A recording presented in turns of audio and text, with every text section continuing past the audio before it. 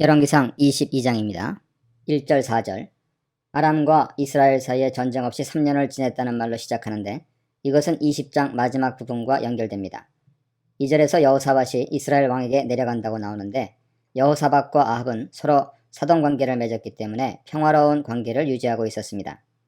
아합의 딸 아달랴와 여호사밧의 아들 여호람이 결혼했습니다. 이때 신하들에게 아합은 길르앗 라못이 원래 우리 이스라엘 땅이니 아람 왕 손에서 그것을 되찾아야 한다고 말합니다. 아합은 아람과의 전쟁을 계획한 뒤 유다의 여호사밧 왕에게 동행을 요청했습니다. 이에 여호사밧은 기꺼이 동참하겠다고 허락합니다. 나는 당신과 같고 내 백성은 당신의 백성과 같고 내 말들도 당신의 말들과 같다는 것은 자신도 전쟁에 참여할 것이며 유다 군사와 말들도 아합의 군대와 같이 전쟁터에 갈 것이라는 의미입니다. 5절 6절입니다. 아합의 말에 동의한 후 여호사밧은 그에게 전쟁에 참여해도 좋을지를 여호와께 물으면 좋겠다고 요청합니다. 여호사밧은 열왕기상 22장 43절에 따르면 여호와 보시기에 선한 왕으로 평가받고 있습니다. 이런 여호사밧의 모습은 자기 마음대로 전쟁을 하려는 아합의 불신앙적인 모습과 대조됩니다. 아합은 나봇 사건으로 인해 여호와의 심판 선언을 받고 죽음이 두려워 여호와께 회개하고 받을 벌이 연기되는 은혜를 입었습니다. 하지만 시간이 지나고 평안한 삶을 살게 되자 여호와의 은혜와 권능과 두려움을 잊어버리고 다시 예전 모습으로 돌아간 것이죠. 그는 전쟁 여부를 여호와께 물을 생각도 안 하고 있었습니다.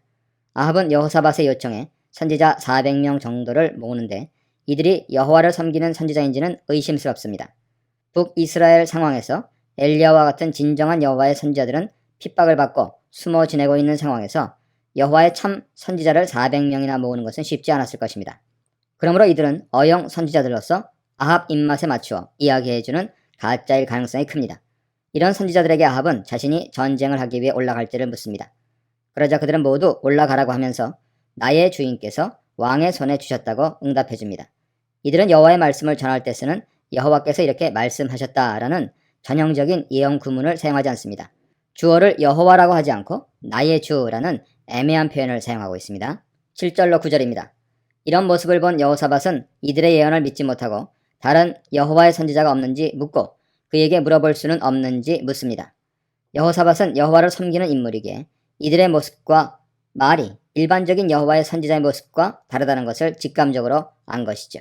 그러자 아합은 여호사밧에게 미가야라는 한 선지자가 남아있고 그에게서 여호와의 뜻을 물어볼 수 있다고 답해줍니다. 그런데 아합은 그가 자신에게 좋은 것은 예언하지 않고 항상 나쁜 것만 예언하기 때문에 그를 미워한다고 솔직하게 이야기합니다. 이것은 자신이 그를 매우 꺼리기 때문에 불러오지 않았고 불러와도 또다시 나쁜 이야기만 할 것이기 때문에 불러오기 싫다는 의미죠. 하지만 여호사밧은 아합에게 그렇게 말하면 안 된다고 충고합니다. 이것은 여호와의 말씀이면 좋은 말이든지 나쁜 말이든지 다 들어야 한다는 의미죠.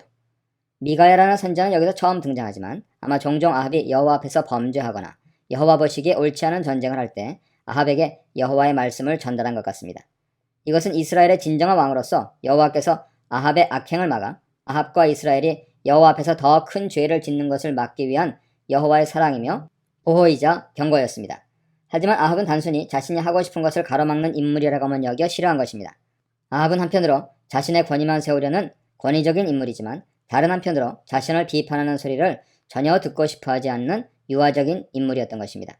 여호사밧 충고에 아합은 마지못해 미가야를 부릅니다. 10절로 12절입니다. 미가야를 부르러 간 사이에 이스라엘 왕 아합과 유다 왕 여호사밧이 왕복을 입고 사마리아 성문 광장에 있는 왕의 의자에 앉아 있었고 모든 선지자들은 그 앞에서 예언을 하고 있었습니다.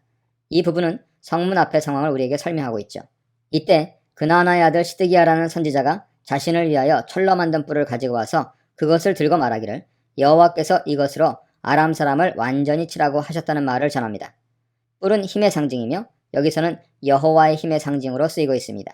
시드기야는 여호와께서 이렇게 말씀하셨다 하는 예언자의 전형적인 문구와 도구까지 사용하여 자신이 진정한 여호와의 말씀을 전하는 것처럼 말했습니다. 이런 시드기야 말에 나머지 선지자들도 동조하고 길르앗 라못으로 올라가 승리하라고 기원하며 여호와의 승리 약속까지 줍니다. 이들의 말만 보면 5, 6절에서 예언한 선지자들보다 형식적으로는 훨씬 여호와의 선지자들 같죠. 여호와의 이름을 부르고 여호와의 전형적인 예언 문구를 사용하며 자신들이 진정한 여호와의 선지자라고 주장했습니다. 13, 14절입니다. 이러는 사이에 아합이 보낸 사자는 미가야에게 도착했고 미가야를 만난 그는 미가야에게 보소서라며 선지자들이 하나같이 왕에게 좋은 말만 했다는 사실을 알려주며 그 선지자들이 한 목소리로 말한 것처럼 제발 왕에 대해 좋은 예언을 해달라고 부탁합니다. 이런 사자의 부탁을 보면 아합이 부른 400명의 선지자들은 이미 아합이 자신들을 부를 때 왕이 어떤 말을 하면 좋아할지 알고 온 사람들로 추측됩니다. 이들은 여호와의 선지자라는 이름을 가지고 있으면서 여호와의 뜻을 온전히 찾을 생각을 하지 않고 왕의 눈치를 보며 왕이 원하는 말만 하려는 어영 선지자들인 것이죠. 이런 모습을 보면 아합 왕궁은 전체적으로 부패했다는 것을 알 수 있습니다. 여호와를 왕으로 생각하지 않기 때문에 아합은 자신의 생각대로 전쟁하려고 했습니다. 신하들은 왕의 눈치를 보며 왕의 비위를 맞추기 위해 움직였습니다. 결국 여호와의 말씀을 제대로 전달해야 하는 선지자들도 왕의 눈치를 보면서 왕이 원하는 말만 하는 지경이 되었습니다. 그러나 미가야는 사신의 요청을 단호하게 거절합니다. 그는 여호와의 살아계심을 두고 맹세하면서 여호와께서 말씀하시는 것만 말하겠다고 단호하게 선언합니다. 그는 다른 선지자들과 달리 아합을 위한 선지자가 아니라 오직 여호와의 말씀만 전하는 여호와를 위한 선지자라는 자신의 정체성을 분명히 합니다.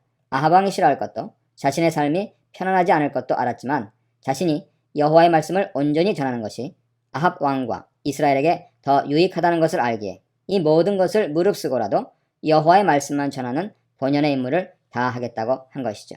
이런 미가야의 모습은 여호와의 말씀을 받고 여호와께서 주신 사명을 감당하고 살아가는 이 땅의 모든 사역자들과 성도들이 지켜야 할 자세입니다.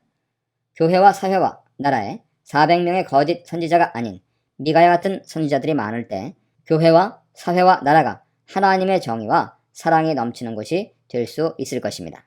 이 문단에서는 하나님의 뜻을 묻자고 제안한 여호사밧, 전쟁 찬성을 주장한 생계형 선지자 400명, 하나님 말씀만 전한 미가야 선지자에 대해 묵상해 보시기 바랍니다.